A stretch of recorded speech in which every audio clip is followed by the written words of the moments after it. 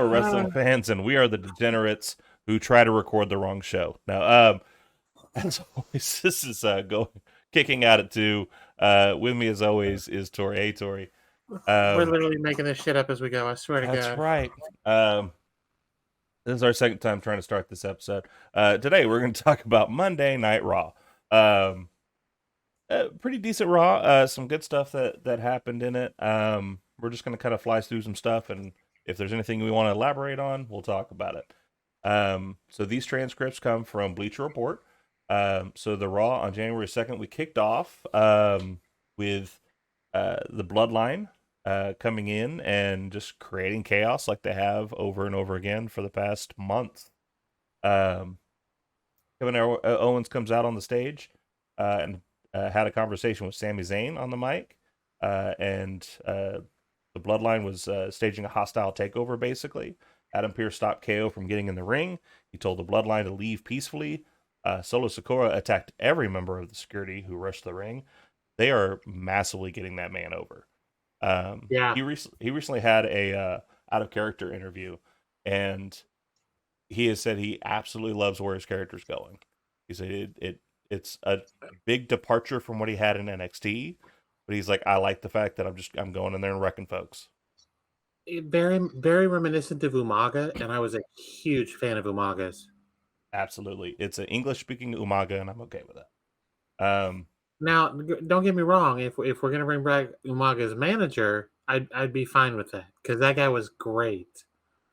Uh, Alejandro Rara. Armando Alejandro Estrada. Armando. That's I I couldn't love remember the that first name. guy. He Yeah, was ridiculous, but I love that guy. he was. He was absolutely funny as hell. Owens ran to the ring, but was slightly overwhelmed. The locker room then emptied with superstars coming out to attack the Bloodline. They kind of barricaded themselves behind the announce desk, which was a fun little thing. Um, Graves is like, "Don't get behind me." uh, Definitely an energetic way to start the night, though. I mean, I think we've gotten so used to the Bloodline coming out there and just having the talking segment for 10-15 minutes. So to go out there and have a basic just free for all of attacks, absolutely a fun way to do it, and a nice change to how we normally start Monday Night Raw. Very much so. I was the opening segment was reminiscent to some of the old DX Nation openers, Yep. things like that. Those opening segments where it breaks down at the beginning. You're like, okay, this is how we're doing the rest of the show. Great. Yep. So we go from that to the Raw Women's Title bout. I was surprised that this went on so early, um, and very interesting things happening. We have these two women. They fought in war games together, and now we are completely at odds. Uh, Bliss still kind of riding that line of I'm not a heel. I don't know what's going on. But as this match progresses, that slowly starts to change. Did you catch Um, the scary movie reference in the match? the what? Yes, yes, yes. So That was so great. I didn't catch it at first, and then I saw it on Twitter, and somebody put them like on top of each, and I was like, "Oh my so god, that's so perfect." it's one of those things where, like, if they let them go and do things, they will fan service the hell out of things. Because that was a joke that got tweeted out, like when she won the match, that she was going to have the title match.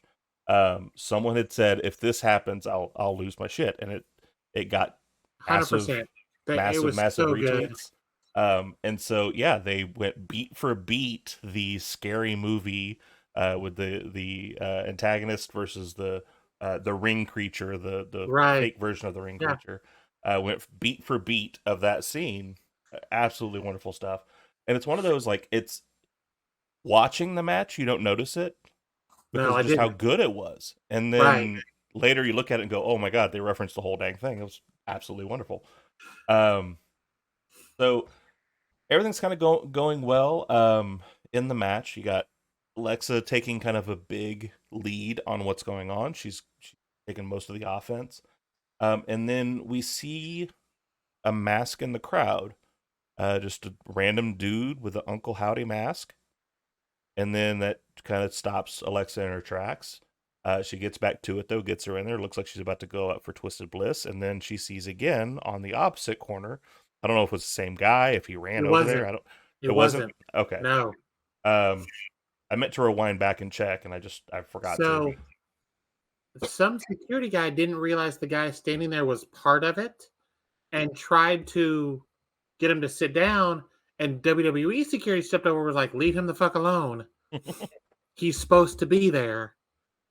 But yeah, some arena guy was trying to get the guy to sit back down, and security had to come over and grab him and be like, bro, It's this like is supposed to be happening.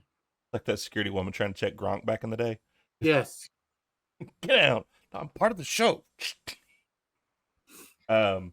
Anyway, so Bliss continued to act as if she hasn't been having blackouts in weird moments recently before this, but then obviously she sees the guy in the crowd. She gets distracted. Images start flashing on the big screen. Well, before that, after she saw the second guy, she was in the ring and you could see her trying to kind of shake it off. Yes. So it's And very much like, those little touches are what have made this so good. well, and the flashes on the screen corresponded. So it's like she'd try to shake it off. She's trying to figure out what's going on, and then she'd look up, and then it'd flicker again, and then she's back down doing it.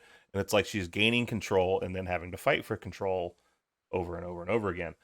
Um, I'm what ends up so happening excited though, about where they're going to send this. yeah.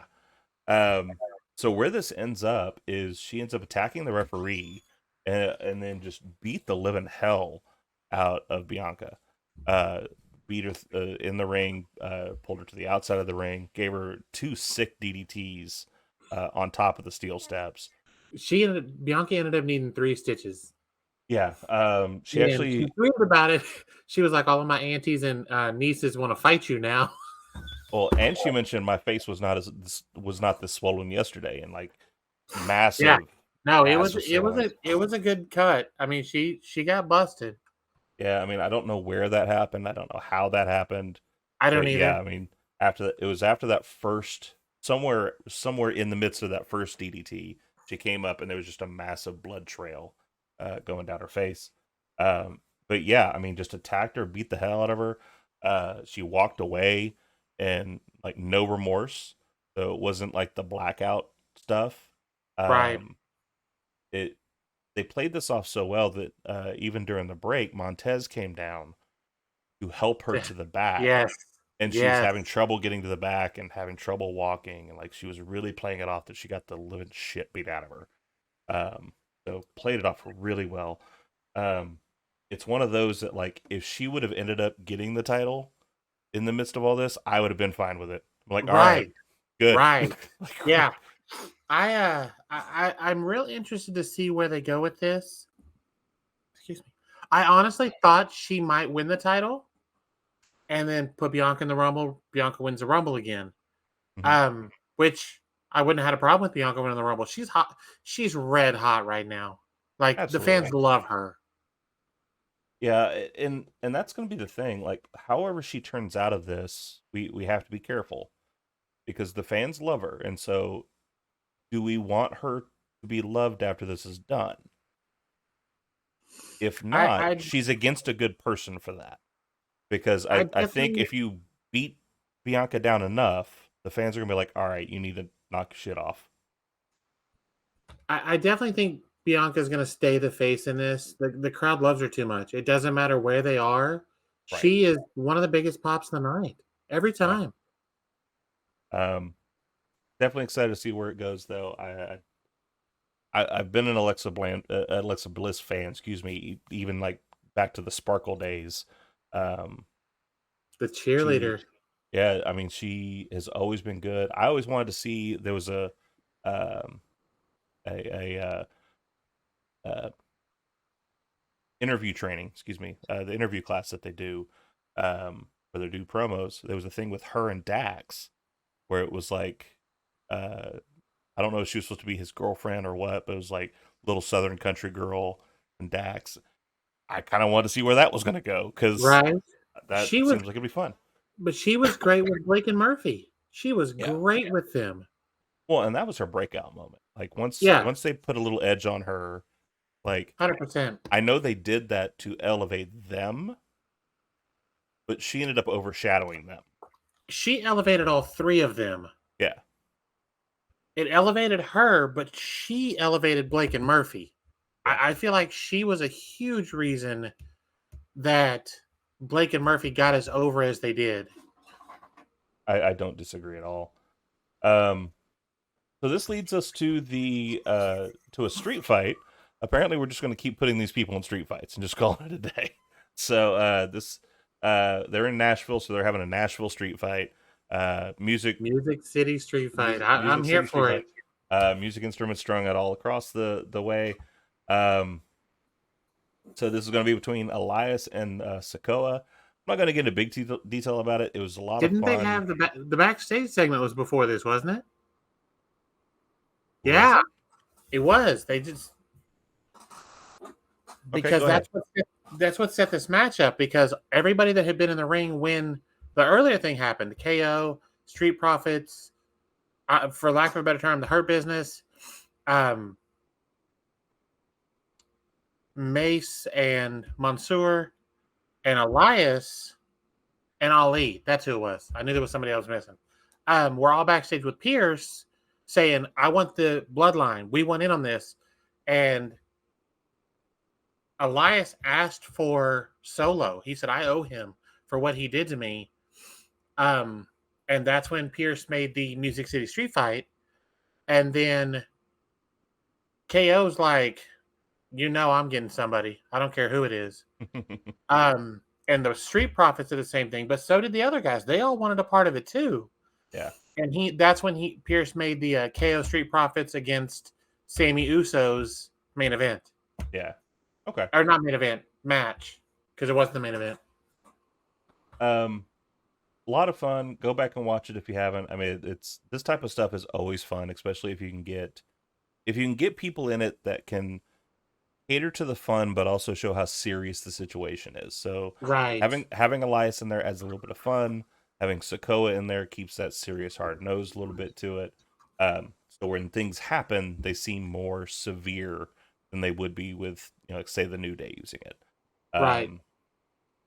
So some major things ended up happening in I this. turned it off. Keep going. That's fine. So Solo Sikoa did the Samoan spinning Samoan slam that he does on top of the grand piano, which looked That was sick nice. as hell. That was nice. They keep calling it that. It's a rock bottom. Just call it what it is. I think it's because he doesn't go down with it. I think it's a standing uranagi. But he normally does. Does he? I thought Yeah. normally just picks him up, drops him. He goes down with them. That's why I'm saying Okay. he just put the spinning element onto it, but it's a rock bottom. Okay.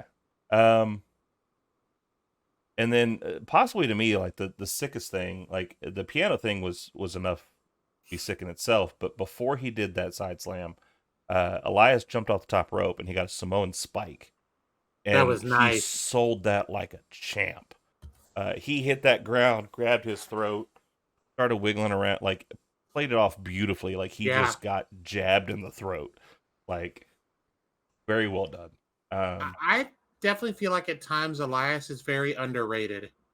Absolutely. He got stuck with. I don't want to say a bad gimmick because the Drifter wasn't a bad gimmick, but you had Corey that was constantly downing it, and Corey is so entertaining that him downing a character makes you want to down that character. So I will own the fact that I was not an Elias fan. I bagged on him every chance I got. He was the first fuck that guy. Which is ironic, which is crazy considering I had Ryback and the Great Khali at one point. But Elias was the first fuck that guy. Mm-hmm. And then I don't know. I just his in-ring work, his mic work, the songs about the cities, it won me over. And now I walk with Elias. Right. Because WWE stands for Walk with Elias. Yeah, no. I hated that guy. Oh, I hated him. And I I love musical gimmicks. Like even back in the day, I was a honky tonk fan. I've always loved musical gimmicks. Um, as ridiculous as that man is now. Yes. All right, so that leads us to the Usos and Zayn in a six-man tag match with the Street Profits and Owens. This was done by Pierce in the previous mentioned backstage segment. Um, Pretty decent back and forth, but once the good guys start getting the headway on it, Sokoa comes down to give the Bloodline the unfair advantage. That eventually led to Zayn scoring the win with a haluva kick on Ford. Um, Entertaining match with six guys in the Great. ring. I I, mean, I enjoyed the hell out of it. it's one of those like I enjoy this match, but Street Profits just wanting to be in it because of the beatdown. Like I enjoyed it for the match it was. I Yeah. wasn't as invested in it as I wanted to I be.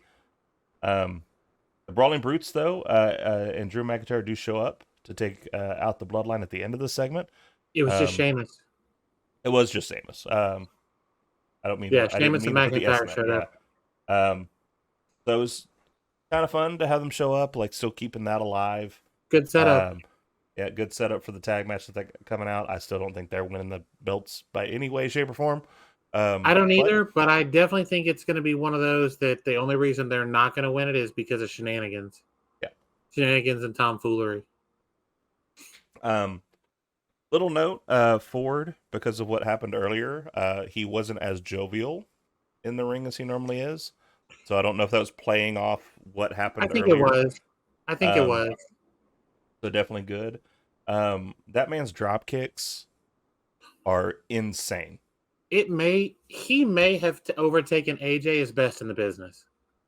Oh, see, I To never me, thought AJ was AJ, best in the business, but that's to me, he was. yeah, To me, AJ has had. It's not as good as he used to be. Obviously, he's getting a little older. But before, his dropkick to me was the best in the business currently. yeah. Definitely one of the best. Like I can't Easily. dispute that in any way, shape, or form. Mine's always been Randy. Like he doesn't do it nearly as much anymore, but like No. young Randy, those drop kicks were like Yes. always on point. Um, Insane how well he could get up with those. Um, Leads us to an odd match that I don't understand where it came from. Maybe you might have seen something that I didn't see. Dexter Loomis versus Chad Gable. For some reason, this was a match. I felt like this was I don't know. I guess I because it was this and then the main event, wasn't it? It was this. Yeah, no, and then we have the women's match, and then we have the U.S. title match Okay, at the end of the night. so in terms of the men's matches, it Yeah, was the Usos and Kevin Owens, this and then the main event. yeah. This was your filler. That's all this It it was. it was just weird, like because everything has been so story driven with everything they've been doing, and it's like, and now here's this match. Okay, Well, and well, I wonder if this is them moving Dexter on from from the Miz Miz stuff. and moving uh Gable and Otis away from whatever they were doing, which I don't remember what it was. Uh, I don't remember. wasn't I don't wasn't remember, that memorable, obviously. Um, obviously. So so I think this Otis might just kind of be a new path. maybe, or maybe just a blow off of things. It may have been Uh, too. just hey, here, have a match, and we'll figure out what to do with you later. So Otis, as usual, accompanies Chad down. Surprising by their absence is Johnny Gargano. He wasn't there for this, so maybe they're also kind of trying to stretch that out a little bit. Um, I mean, it was a match. It was what it was. I don't even Um, remember watching this match, so that tells you how memorable it wasn't. it, Dexter is smooth in the ring with his style. Gable is always smooth, so I mean, it was a good match. Right. It was nothing really to invest into. No. But at the end of it, Dexter Loomis ends up coming out on top. Um, Otis doing a lot of funny reactions to Dexter because of the way he crawls towards him. Nice little things. Um, so that's entertaining. Um, so then Damage Control come out for a promo. Normal Damage Control stuff. We're in charge. We're Damage Control. Yada yada yada. Um, then Becky comes out and basically says, "Hey, I'm taking on you guys in a handicap match. I want it right now." Uh, So so the promo was basically Bailey was like, "If you can find a partner," Becky was like, "I don't need one." yeah, which is very much Becky Lynch the man. Like I'm Very glad we much, have this character back. very much so. We're getting away from the big time Becks, which I'm a fan of because I was not a big fan of the big time Becks. Yeah.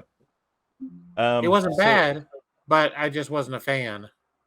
yeah. So I mean, obviously, Lynch in this particular case bit off more than she could chew. She was getting beat down, and then Michin comes out. So that's going to Mia be Yim her, just inserted Mia herself. Yim. To me, Mia Yim is a main event star. To Yes, me, why not put her in that position? I mean, let her get out there and show what she. I love Mia Yim. I always have. I do too. Uh, and back when she used to partner with, can't remember her name now. She partnered with this girl in Impact, and when they were together on screen, it was always just magic. Um, Gotcha. and yeah, I mean, she's always been a main event viewing talent, like someone that you look at and go, that's someone that could hold a title, that's someone that could run a division. So her being in the spot doesn't hurt at all. Definitely having her at the top of the card with these girls. Um, I do hope we kind of get more of a reason of why he did, even if it's just, hey, Becky was getting beat down and I don't like that, Right. so I They're came down to take bullies, care of it. whatever. Yeah, Yeah. just something to say why she came down, not just I came Well, and down. I think with AJ being out, this gives her something to do Exactly, because and that's what I'm Anderson and saying. Gallows can do whatever as a tag Yeah, team. What's she going to do with since they're not going to be fighting damage control anymore with AJ out? It's got to do something with her. yeah. Um, so this match actually went pretty long. Went through a couple of commercial breaks. Sky and Kai had a chance to regain the upper hand. Sky ended up getting a pin on Mia Yim with the over the moonsault, while Becky was busy attacking Bailey on the outside. So Damage Control does get the win on this. Doesn't hurt anybody in this situation. Not at all. Match was good. Um, the crowd was kind of dead through the night. They woke up a little bit during this match. Hit and So miss. It seemed like that it was was very hit and miss. yeah. And it may just be fatigue because like even me watching this, watching this, like how they hit so hard at the beginning and they kind of never took off the pedal. So I Eh, mean, I at kind some of point I'm felt just that like, oh my too. god, it's still going on. Right. I kind of felt that too because that opening segment was so bam, and there was no real down. Because then we went to the street fight with the women's title match, street fight, Usos and Bloodline and KO storyline. Like Yeah, there was it was. no this and the Dexter Loomis Gable match. Dexter Loomis Gable was really the only downtime, and it wasn't very long. Yeah. So, I mean, it was definitely pedal to the metal through the entire night. So I mean, I if they were fatigued, I get it, and maybe having that Dexter match gave them a chance to settle, and then Right. Lynch coming out, bringing it back up. Well, and you This knew the main event was going to be banging too. Yeah, if nothing else for Seth Rollins, but like to me, having Seth Rollins versus Theory, like that's never going to be a bad match. Theory is so good and so young, like he's going to be a superstar. Um, it's definitely going to be, and I hate doing the whole next thing, like he's the next this, Right. next that, but I mean, we're going to see though a John Cena, in my opinion, John Cena esque build of him He's because only it's 25, yeah 26, 25, 26. yeah Like it's crazy. at some point we're gonna wake up and he's like head of the company and we didn't even know He's what the happened. face. Yeah. Um, We're going to be like, especially if remember when he was on NXT? his daddy comes back. Um, No, stay away, Vince. please, for the love of God. Um, So, no, that main event was, yeah, I'm kind of like you though, by the main event, I was kind of worn out with it. I was just like, okay, it's going on and I'm listening to it, but I yeah, wasn't paying a ton of attention because I was just like, There was just so much that happened. Yep. So they gave this match the last 25 minutes of the show. So I mean, a good chunk of time for this match. Um, Credit to Seth Rollins because one, I thought he was selling because there's a moment where it looked like he tweaked his knee and he was selling it the entire match. And the thing is Seth Rollins is that good. So like Right. at that point, I'm just like, oh, they're okay. They're just playing this off. It gives him a reason to lose because his knee's gone out from under him. Perfect sense. Come to find out, he got an actual injury during the match, but he finished it out. So Do we know what he did? Have they I said? haven't seen what he did, and I haven't seen any reports as far as like how bad the injury is. Um, let's get through the finish of it, and then we'll Okay. talk about what happened after. Um, so long, fun, hard nosed, competitive fight. Very Theory much. though was able to win with a low blow, and his finisher. Basically, what happened is the ref got a little distracted, a little turned around. He caught up with a low blow, hit A-Town They down. We found were done down. with it. So after that, there's some fan videos of them throwing up the X, having them come out there take a look at him, which absolutely sucks. It sucks for Rollins. It It sucks sucks for for the the Raw company. because Yeah, that's AJ and him down now. yeah, that's two He massive. tweeted the same thing he tweeted when he tore his ACL several years ago. Ooh, And I'm just like, oh, I hope it's not. yeah. I hope it's just a tweet knee. I mean, he was favoring his leg, but like he still got him up for the buckle bomb. He still like he was still doing the Right. moves. He still had the strength. So hopefully it's just he tweaked it, a couple of days off or even a couple of weeks off to rest it, ice it, let it heal back up. Hopefully it's not as bad as tearing his ACL. Hopefully it's not as something's going to keep him out for months. The tweet he tweeted January 3rd. It says redesign, rebuild, reclaim. Yeah, I think he's going to be out for a minute. If so, that's a shame Yeah, because very much so. Very much what so. they were putting with him and Theory, like it's something that was going to make Theory a star by the end of this. I mean, the not that being injured is a good thing. However, slipping Dolph back into that role because they still have that kind of built there. I mean, and it's almost like Rollins took over this storyline from Dolph. Well, So and like Theory can get some mileage out of, I put Seth Rollins on the shelf. yeah, At which point Dolph comes out and's like, you did what? yeah, No. kind of Owens Seth is 316 twice it. Seth is twice the performer you are, and Dolph is good enough to slide right in there and carry a match just like Seth does. Yeah, so definitely good. Like if it has to end up going that route, it's not like everything has to be dropped. They could easily recover from that. But having him out, having AJ out, and both of them were in premier programs, Yeah, or at least seemed like a premier program that we were going to move right. forward with. Like it's definitely unfortunate that they're going to have to rewrite some of that stuff. So um, that ends up Raw. Like I said, like it was a great night, lots of action. It was just kind of draining. Like at some point, there needed to be a lull, and we Yeah, finally it did got one feel with like there was Dexter a lot of Loomis. But downtime. And I kind of felt like by the time we got to the downtime with Dexter and Chad, it, and I hate to say this because I don't want to take it away from either one of performers because they're both great performers, mm, but it kind of was too much of a lull because I stopped caring.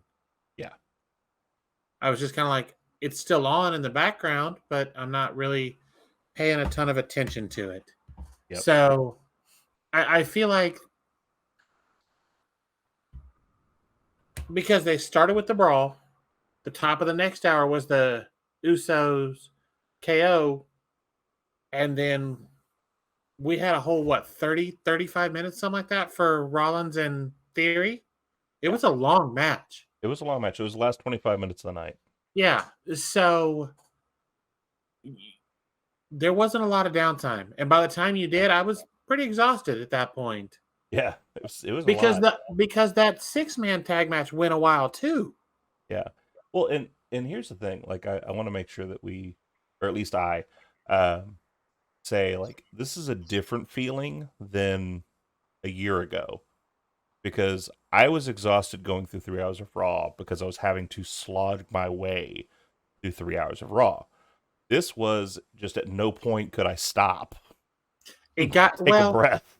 it got you so high at the beginning, but by the time we got back down to Gable and Loomis, which is not again, it Yeah, seemed like a throwaway match. You're just like just that exhaustion from it, and not disrespecting the ladies match because you know my feelings about women's wrestling, but hmm that women's tag match doesn't have the oomph to kick you back into high gear. right. And then Austin Theory and Seth go out and just tear the house down, Yep. and Seth's knee apparently, and there just isn't a lot of recovery there. Yeah. Not a lot that you can come back You from. know, by contrast, when I was watching Dynamite, I was like, "Damn, we're already the main event." Yeah. Like that 2 hours went so quick. Right. So it And was not in kind a of a bad way, but no, no, not in a bad way at all. But it yeah. just was like, oh, damn, we're already to the main event. Cool. Yeah. It's definitely it's like it's two sides of the coin, both of them very good. It's Yes. it's two very good problems to have. It's a Of this has double-headed been such coin. a fun show that we're already at the main event and I didn't even notice. And this one of oh my god, we're still going. Get off the Yes. gas. Right. I gotta go take I a feel pee. like Come on, man. had they swapped the 6-man and the Dexter Chad match, I think that would have gone better. Just Maybe. personal opinion, backstage, armchair booker.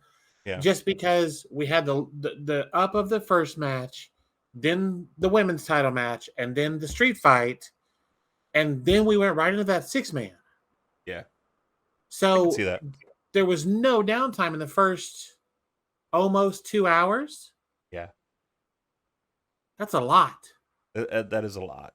I mean, So it's had you switched Dexter and Chad with the 6-man, you'd have gotten people up for that. Then we go into the women's tag match and into the main event. I think people have that. You get re-energized, and I'm in no way saying that Chad or Dexter is a boring match. It just it was why just did we nothing have this? behind it. Yeah. It was Right, there was no point. yeah, no lead up to it, no reason why we're having the match. It was just, hey, let's put Dexter in there with Chad, which two Right, great performers, but but why? we finally hit a point of, oh, okay, maybe this is the food match. Maybe this is where I Right. can finally go and take a relax. Um, so yeah, I mean, definitely a great night of wrestling. More and more, we get to say that, and it's awesome that we get to say that. So that wraps up this episode of Kicking Out at Two. Thank you for spending your time with us. If you're enjoying this podcast, please support us. Share this episode, our channel, with others. Follow us up on the socials there down below. To catch up the latest from us, you can follow us on youtube.com at Kicking Out at Two. Until next time, I'm Michael. That's Tori, and we'll see you on the next one.